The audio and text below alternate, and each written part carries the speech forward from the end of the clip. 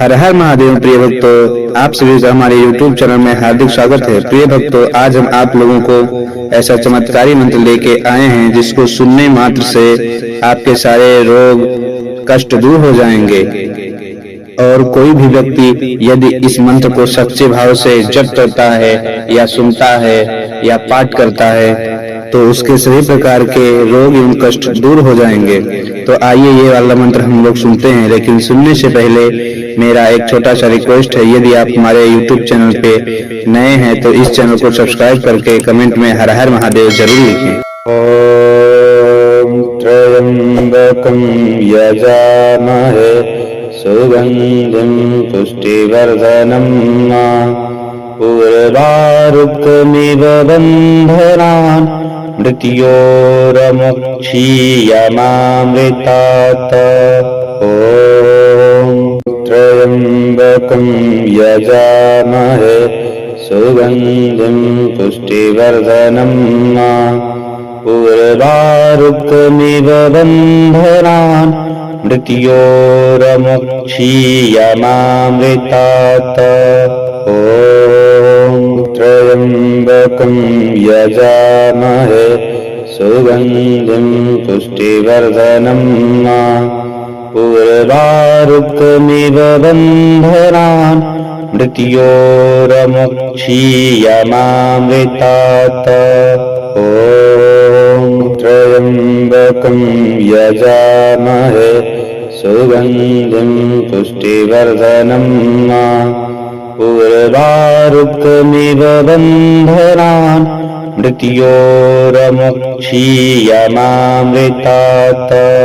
ॐ त्र्यंबकं यजामहे सुगंधिं पुष्टिवर्धनं उर्वारुकमिव बन्धनान् मृत्योर्मुक्षीयमामृतात्।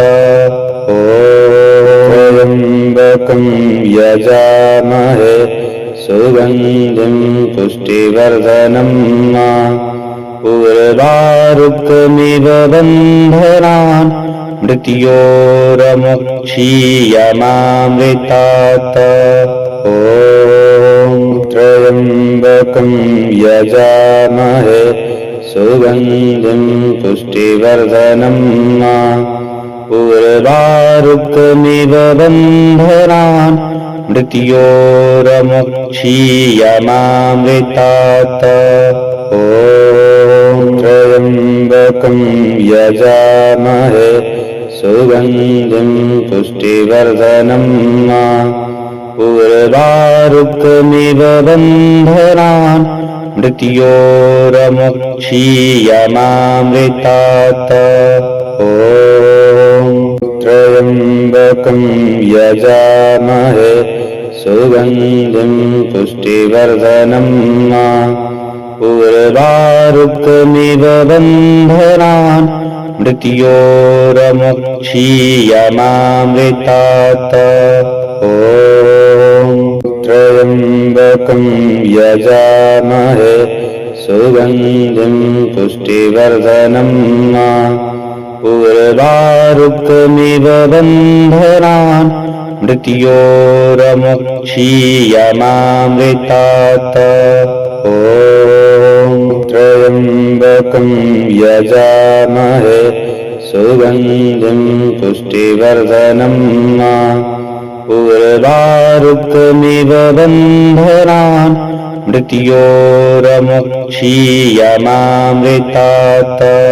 ॐ त्र्यंबकं यजामहे सुगंधिं पुष्टिवर्धनं उर्वारुकमिव बन्धनान् मृत्योर्मुक्षीयमामृतात्। ॐ त्र्यंबकं यजामहे सुगंधिं पुष्टिवर्धनं उर्वारुकमिव बन्धनान् मृत्योर्मुक्षीयमामृतात्। ॐ